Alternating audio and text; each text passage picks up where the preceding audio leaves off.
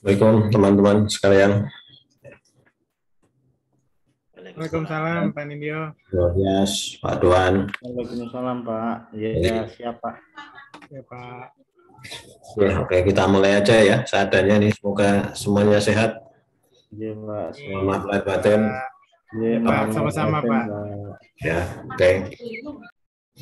Kayaknya sudah tutup semua ya liburnya. 10 hari plus WFH bagi ASN.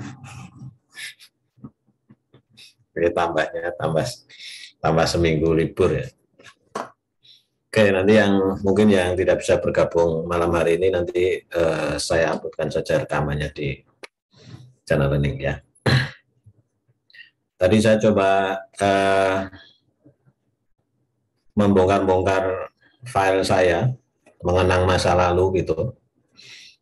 Ternyata saya itu main-main GIS itu sudah sangat lama ya berarti ya. Ya mulai ketika kuliah di ITB 2001, kemudian ada pekerjaan yang cukup menarik tahun 2014. Jadi pekerjaannya itu adalah waktu itu diminta untuk menganalisis deposit hasil erupsi Merapi. Waktu 2015. Erupsi Merapi itu kan tahun 2010 ya kalau nggak salah ya. 2010 Pak. Ya, erupsi Merapi itu tahun 2010 itu bersamaan ketika gempa kalau nggak salah ya. Kalau gempa besar 2006. Oh 2006 ya, gempa besar 2006. Ya erupsi itu pokoknya 2010 lah ya erupsi besar itu. Iya Pak, yang membuat lomba Marijan.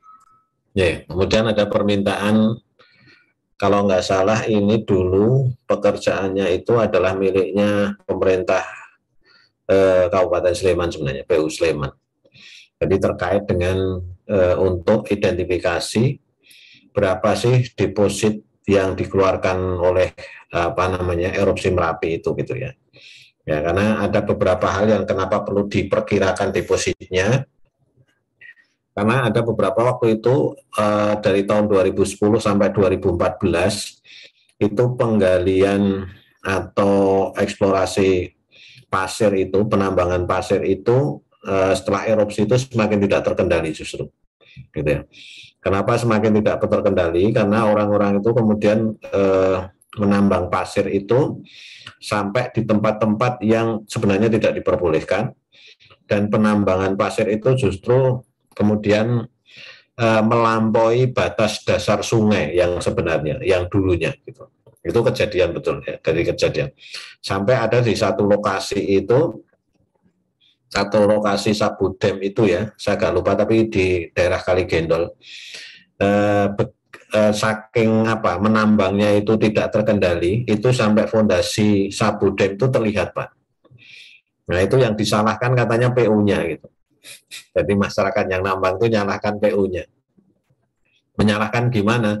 Ini buat fondasi kok di atas sungai katanya. Padahal itu karena penambangnya yang semakin gila, semakin ngawur gitu ya. Nambangnya itu sampai di bawah fondasi itu dikerui gitu.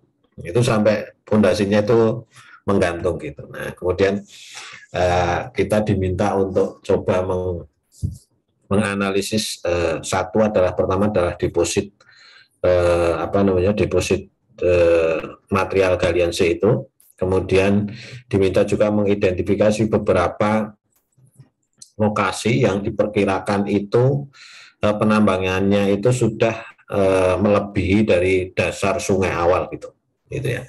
Nah ini saya coba sharekan ya teman-teman itu dulu tahun 2014. Semoga ini bisa menjadi insight buat teman-teman sekalian maksudnya. Nanti kalau kira-kira mau menganalisis, karena ini analisisnya adalah menggunakan data raster gitu ya, menggunakan data raster berupa digital elevation model. Sebentar, ini saya sharekan, saya pilihkan sebentar.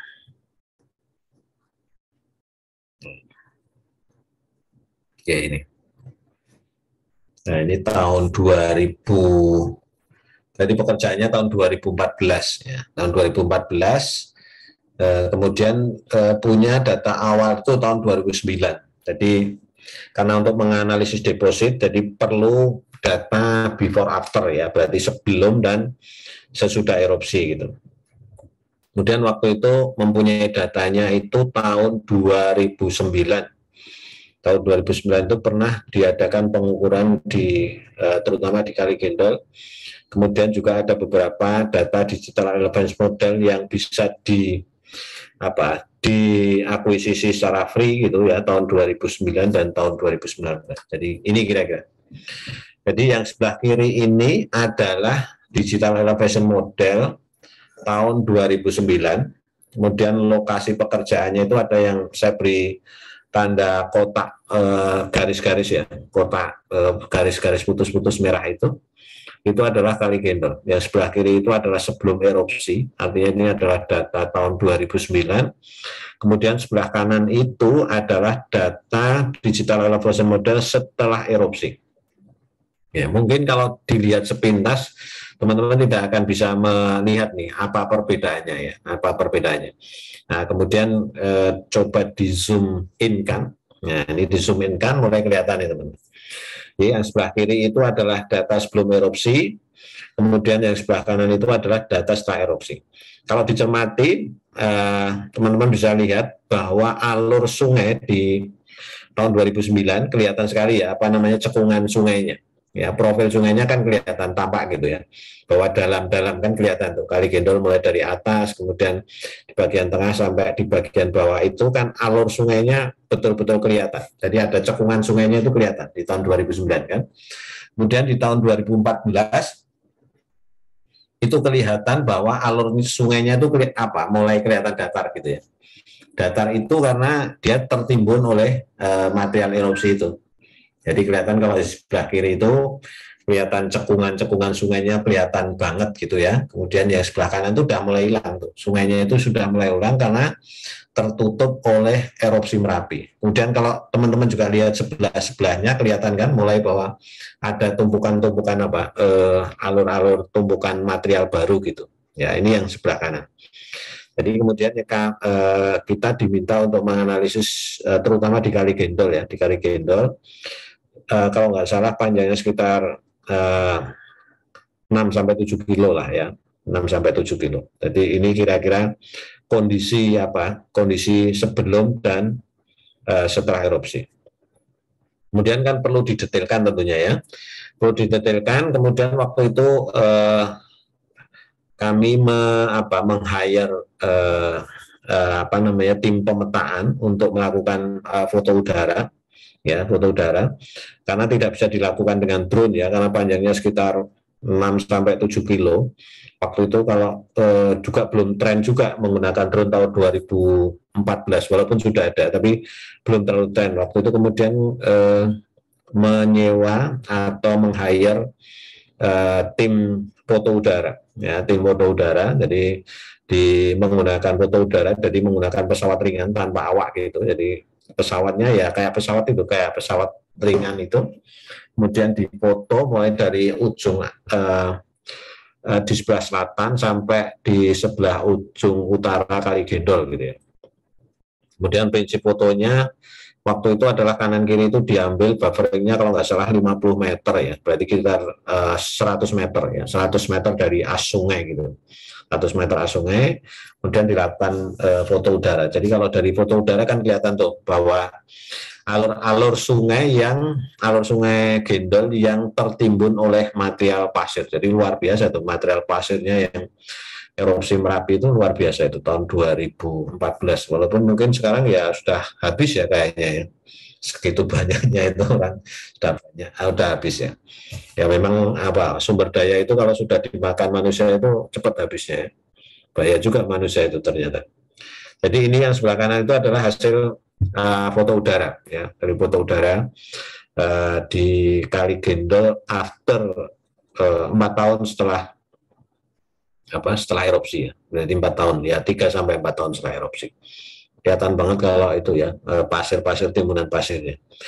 Kemudian kalau kita coba cek, nah ini kalau didetailkan tadi di posisi yang kotak ini detail, nah itu kira-kira seperti itu ya, kira-kira seperti itu. Jadi luar biasa sekali memang ya, erupsi Merapi itu di sepanjang Kali Gendol waktu itu tuh betul-betul betul-betul bisa penuh tuh, sungai itu betul-betul bisa penuh dengan pasir. Nah, itu salah satu. Kemudian salah satu pertanyaannya adalah kira-kira depositnya berapa sih ya waktu itu? Waktu itu ada ide gini sebenarnya. Ya pemerintah juga ide soal memanfaatkan erupsi itu, ya urusannya adalah benefit cost ratio gitu, benefitnya gimana gitu kan gitu ya. Ya mungkin mau ambil retribusi dan sebagainya saya juga nggak tahu, tapi yang jelas pengen diperkirakan depositnya dan kira-kira diperkirakan kapan kalau diambil terus itu depositnya itu akan habis gitu.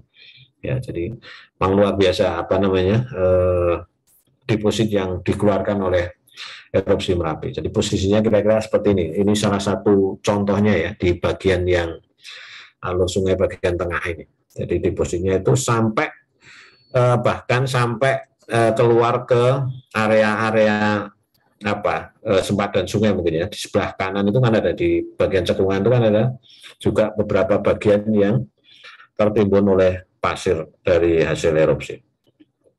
Itu ya. Ini kemudian ini kalau dilihat kemudian kami coba analisis waktu itu dengan ini sebenarnya potongan ini sebenarnya hanya analisis yang sebelah kiri itu analisis kecerahan warna ya, analisis kecerahan warna. Yang sebelah kiri itu analisis kecerahan warna dengan asumsi bahwa kalau kita menggunakan citra satelit itu pantulan cahaya material pasir batu itu pasti akan berbeda dengan pantulan cahaya di sekitarnya yang berupa mungkin lanjut pohon dan sebagainya kan gitu.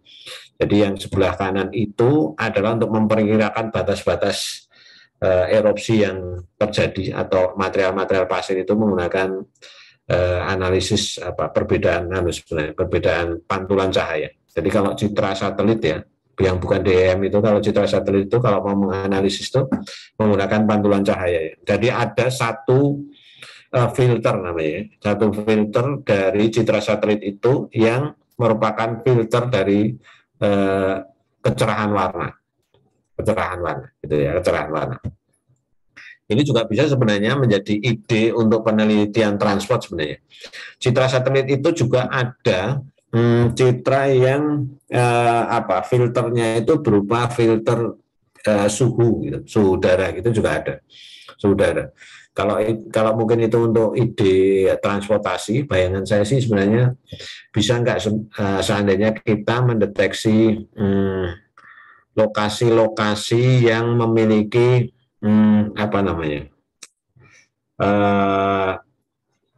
polusi udara tinggi gitu. Kemudian coba dianalisis dibandingkan dengan jumlah volume kendaraan yang ada gitu. Ya kan asumsinya gini. Asumsinya kalau volume kendaraan tinggi, otomatis kan tingkat suhunya, tingkat suhunya rendah, tingginya suhu kan semakin tinggi kan gitu ya suhunya, gitu kan. Asumsinya gitu. Nah itu sebenarnya ada satu citra satelit itu yang bisa mendeteksi perbedaan suhu gitu.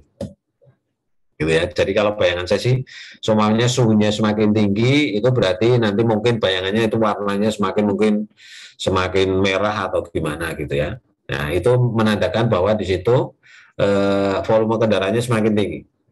Karena kemarin ada penelitian Sarja S1 kemarin yang bimbingan saya juga terkait dengan hubungan antara volume kendaraan dengan efek gas rumah kaca gitu. Yang kemudian diteliti efek gas rumah kaca itu kan banyak ya komponennya. Itu hanya meneliti satu komponen itu namanya komponen CH4 gitu. Ternyata memang kalau di jalan itu ya memang sangat signifikan gitu ya. CH4 itu dihasilkan karena volume kendaraannya yang semakin tinggi gitu ya, semakin tinggi. Dan ternyata yang paling banyak menghasilkan polusi itu justru kendaraan roda 2. Kendaraan roda 2. Ya, kalau kemarin hasil penelitiannya itu adalah yang semakin banyak mengeluarkan polusi itu justru yang kendaraan roda 2. Kalau kendaraan roda 4 mungkin karena saya nggak tahu ya, teknologi sekarang Euro dan sebagainya mungkin sudah mulai bagus, walaupun itu kemarin penelitiannya tidak begitu detail ya. Maksudnya gini, bisa diteruskan lagi penelitiannya mungkin, ya kalau di S2 mungkin ya, bisa idenya mungkin dibagi lagi menjadi stratifikasinya lagi mungkin tahun kendaraan gitu, sampai dicatat tahun kendaraannya gitu ya. Kan tentunya kalau kendaraan dengan tahun-tahun lama mungkin jauh lebih mengeluarkan polusi udaranya kan jauh lebih tinggi mungkin ya dibandingkan dengan kendaraan-kendaraan yang tahun baru gitu. Atau jenis kendaraannya gitu ya. Jenis kendaraannya namanya kendaraan ringan dengan kendaraan medium, mungkin dengan kendaraan berat juga akan berbeda gitu ya. Kemudian jenis kendaraan bermotor gitu, jenis kendaraan sepeda motor itu juga beda. Kemudian ada ide lagi juga terkait dengan ini sambil ngobrol ya, sambil ngobrol. Kalau dengan transportasi, namanya isu sustainable transportasi, perilaku pengendara yang sustain, ya, pengendara yang sustain itu adalah perilaku pengendara. Apakah di Indonesia itu pengendara itu perilakunya sudah mengarah ke sustainable transport? Sustainable transport itu apa? Itu adalah transportasi yang mengurangi atau berusaha mengurangi dampak lingkungan, dampak sosial dan ekonomi. Salah satunya namanya contoh dampak lingkungan. Kalau perilaku yang sustainable transport itu adalah orang kalau berkendara itu tidak gampang ngegas gitu ya, gasnya konstan gitu, itu kan sustainable. Tapi kalau gasnya ngawur gitu, blayer itu, nah itu berarti nggak sustain. Orang Indonesia seneng yang blayer atau seneng yang konstan gitu, atau perilaku yang seandainya berkendara itu tidak sesuai dengan jalurnya, dengan kecepatan tinggi gitu, atau kecepatannya seperti apa gitu ya. Nah itu salah satu perilaku sistem. Nah itu mungkin bisa dianalisis dengan pendekatannya itu tadi citra satelit tadi itu, kalau terkait dengan namanya polusi udara, kemudian dibandingkan dengan volume kendaraan dan sebagainya. Ini kalau sekalian untuk ide orang transport. Nah ini yang sebelah kiri itu adalah analisisnya menggunakan citra. Kemudian yang sebelah kanan itu kita coba itu Mas. Yang sebelah kanan itu kita pisahkan tersendiri gitu ya. Kita pisahkan tersendiri yang hasil tadi, citra tadi itu. Kemudian kita ini sudah hasil sebelah kanan itu khusus yang di sungainya. Di sungainya kemudian kami kurangkan antara before dan after gitu. Antara after dan before. Jadi contouring dari hasil citra satelit itu kan bisa didapatkan kontur, ya kan? Kemudian dari DEM itu juga bisa didapatkan, dari DEM tahun 2009 itu juga didapatkan kontur. Kemudian kedua kontur itu kita overlaykan, kemudian kita potongkan, kemudian kita ambil yang khusus di alur-alur sungai. Jadi asumsinya gini. Yang kita ambil adalah yang ada perbedaan kontur antara after dan before.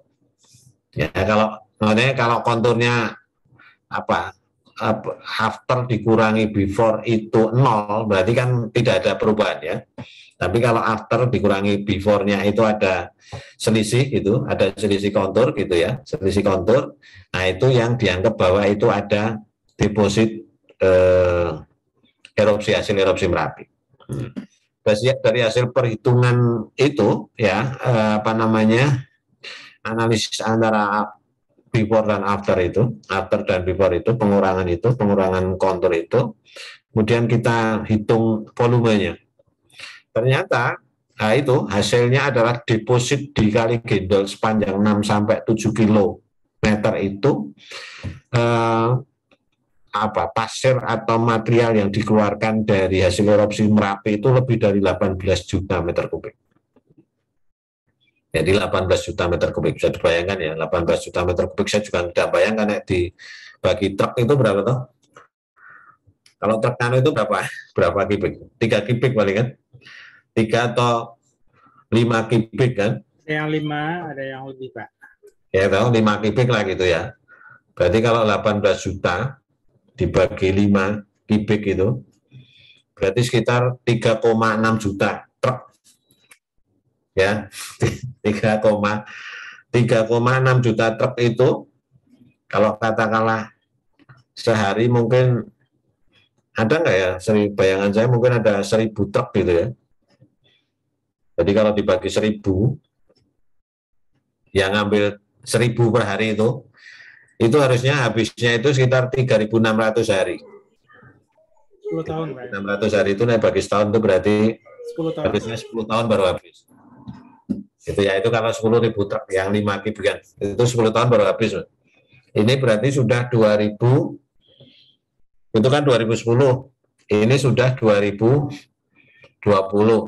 2022. Ya, pantesan memang sudah habis tuh. Kali gendol itu sekarang sudah habis. Sudah defisit. Ya, udah defisit akhir ya kan. Ya benar ya, sekitar 10 tahun kan. Jadi harusnya memang sudah waktunya Merapi itu erupsi lagi gitu loh, Mas. Ya. jadi harus sudah waktunya erupsi Merapi lagi. Tapi benar Mas, perkiraan itu memang sekarang coba dengan lihat di Kali Gendol itu sekarang sudah pasir itu sudah mulai berkurang dan sekarang malah ngambilnya di lahan-lahan. Nah, sekarang yang repot lagi, sekarang malah mulai merambah karena di itu erupsi Merapi itu sudah mulai habis. Sekarang mulai kalau jenengan ke arah Wonosobo, karena saya tiap 2 mingguan pulang tuh, daerah Paraan itu kan, daerah Kledong itu sekarang masuk ke lahan tuh. Di sana itu ada tambang pasir yang sangat luas gitu. Di lahan penduduk, di lahan apa? Tembakau itu sekarang ada yang bagian dijadikan tambang pasir. Ya, karena erupsi Merapinya udah habisnya. Jadi ini mungkin perlu berdoa penambang pasir agar Merapinya batuk lagi kan. Nanti saya pusing ya Muntilan lagi ya, masuknya ke Muntilan repot. Nah itu kira-kira itu dari 6 sampai 7 kilo itu sekitar 18 juta meter kubik. Dan luar biasanya di daerah-daerah yang dalam itu kedalamannya sampai 60 meter loh. Ya, sungainya itu kan ada yang sampai kedalamannya 60 meter. 60 meter. Nah, itu ya. Jadi di tahun 2014 itu volumenya masih segitu dan sekarang ya itu. Berarti ya memang benar mungkin ya kalau perkiraan per hari itu bisa sekitar 1.000 truk. Ya kan, bisa sekitar 1.000 truk ngambil di Merapi per truk 5 kubik. Ya, atau pantesan orang transportnya pusing kan, ya rusak semua jalannya teman. 5 kubik 1.000 lewati ya lama-lama hancur jalannya. Nah itu kira-kira itu. Kemudian ini ya, ini salah satu contohnya hasil analisis dengan dengan tadi pengurangan digital elevation model after dan before. Kemudian kita lihat posisinya ya kira-kira dulu ini tahun 2014 nih. Masih sangat luar biasa itu 2000. Saya masih punya sih sebenarnya foto detailnya itu sampai kelihatan truk. Kalau sekarang mungkin sudah tidak ada nih di posisi ini. Mungkin kita perlu cek juga ya. Sekali waktu ini daerah Ngelagaharjo ini dulu tahun 2014 seperti ini, sekarang seperti apa? Nah, kemudian kami mencoba buat contouring itu tadi. Sebenarnya analisisnya gini ya. Jadi membuat contouring dari hasil foto udara itu, kemudian dipotongkan dengan hasil atau bukan hasil dari data tahun 2009. Jadi ini kalau yang sebelah kanan itu adalah potongan memanjangnya ya. Yang merah-merah itu adalah depositnya. Jadi potongan di sungai antara yang hasil foto udara dengan sungai yang digital elevation model tahun 2009. Jadi yang merah-merah itu berarti depositnya. Jadi kira-kira kalau digambar itu kira-kira seperti ini. Nah, yang sebelah kotak kanan atas ini, nah ini yang hijau-hijau itu adalah depositnya, gitu ya, depositnya. Nah, yang jadi masalah itu adalah sekarang sebagian itu menambang itu tidak hanya yang warna hijau ini yang dikeruk gitu. Tapi dia semakin dalam, jadi dasar sungainya itu jadi berubah, gitu. Berubah dari kondisi existing tahun 2009 kan gitu. Ya, kemudian ini kira-kira hasilnya ya dari hasil overlay tahun 2014 dengan tahun 2020 lah kira-kira ini hasilnya. Jadi deposit tadi itu yang diberikan depositnya tadi itu ada sekitar itu tadi 18 juta meter kubik. 18 juta meter kubik. Ini ada yang sampai dalam-dalamnya sampai 60 meter. Jadi kira-kira Section-nya itu apa, Pak? gimana? Diukur terestris cross section ini. Enggak. Itu pakai foto udara, Mas. Foto udara. Oh. Ya, pakai foto udara, hasil foto udara. Jadi hasil foto udara, kalau foto udara itu bisa dijadikan kontur. Kalau foto udaranya kan stereo. Jadi dulu kami minta untuk stereo kan, buat dua foto yang bertamparan gitu. Ya, kenapa saya dulu berani menggunakan foto udara, karena memang tidak untuk analisis detail gitu, bukan untuk DED lah gitu ya. Jadi hanya untuk perkiraan kelasnya meso lah ya, analisanya analisis meso, bukan analisis yang mikro yang detail itu. Ini kira-kira anunya seperti itu, hasil potongan memanjangnya gitu ya. Ini kemudian di tahun 2016 itu juga kami melakukan juga beberapa yang daerah-daerah yang sudah mulai penambangannya itu melebihi dasar sungai tahun 2009. Nah, ini beberapa lokasi yang merah-merah itu adalah orang yang nambang tapi sudah sampai melebihi dasar sungai tahun 2009 gitu. Nah, ini kan ada Sabu ini, contohnya itu ada Dam Sabu ini Dam Sabu Kepoharjo ya. Jadi yang nambang di sebelah bawah ini yang ada merah-merah ini, mereka itu menambang sampai sudah melebihi dasar sungai sebelumnya. Jadi itu 3 tahun setelah erupsi gitu, itu ada beberapa itu daerah-daerah. Jadi kayak kemaruk gitu ya, penambangnya itu kemaruk sampai tidak mempertimbangkan, karena memang kan tidak ada begitu tertutup tertimbun itu kan sudah kita tidak tahu nih dasar sungai aslinya udah nggak tahu kan. Jadi waktu dia ngeruk terus ada pasir ya mereka keruk terus kan gitu. Nah ternyata sampai sudah melebihi dasar sungai yang tahun 2019. Nah, itu sudah ada di beberapa titik. Kalau sebelah kiri ini kelihatan ya, yang merah-merah ini sudah ada beberapa lokasi-lokasi yang sudah melebihi dari dasar sungainya. Nah, ini kemarin ini salah satunya juga kemarin digunakan kebijakan untuk Untuk yang melarang penambangan pasir yang di lokasi-lokasi itu, gitu. Kira-kira itu. Ya.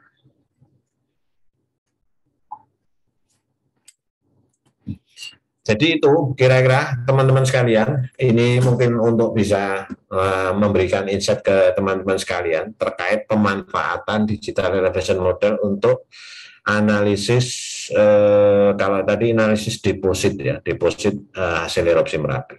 Jadi mungkin nanti kalau teman-teman punya ide yang lain kira-kira terkait dengan yang hampir sama dengan ini gitu ya, nanti bisa menggunakan data-data digital elevation model, kemudian foto udara, kemudian menganalisisnya itu bisa menggunakan analisis raster ya, istilahnya kalau di GIS itu namanya raster image gitu.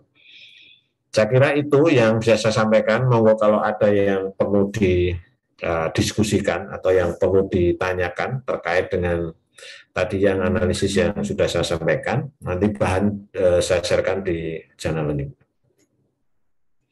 Oke, monggo kalau ada yang mau didiskusikan gitu. Ya semoga ini habis liburan kan masih semangat. Pak Rizal kayaknya udah mau ke luar Jawa ini. Ya sama Pak Oli, Pak. Oh iya Pak. Oh. Wah ini kita ini jaringan proyeknya ada di Magister Teknik Sipil. Iya. Mudah-mudahan Pak nanti bisa kerjasama. Saya juga habis ini. Kalau saya sekarang kan aktif di Intakindo ya. Kebetulan dijadikan pengurus Intakindo juga. Kemarin ketemu Pak Depi makanya di Intakindo. Kemudian yang isu terbesarnya sekarang adalah program keinsinyuran ya, program keinsinyuran. Ini saya juga harus nih daftar sebagai anggota PII ini sekarang. Adik saya itu Kalau udah ada yang dapat mau PI dari UGM, Pak. Gimana, Mas? Adik saya itu udah dapat PI dari UGM, terus kemarin kayaknya nggak terpakai, nggak rakanggu lah istilahnya. Orang kan? Terus lagi ke yang di ITB. Oh, ITB ya. Ya saya kemarin dapat info juga ke ITB ini, masa aku nggak ada kuliah di ITB benar ya.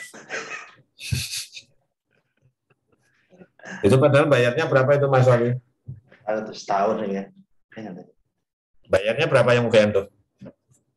Enggak nanya saya. Nggak nanya. Ya ini karena program ke insinyur baru. Ini saya juga kalau di DIY kan ketua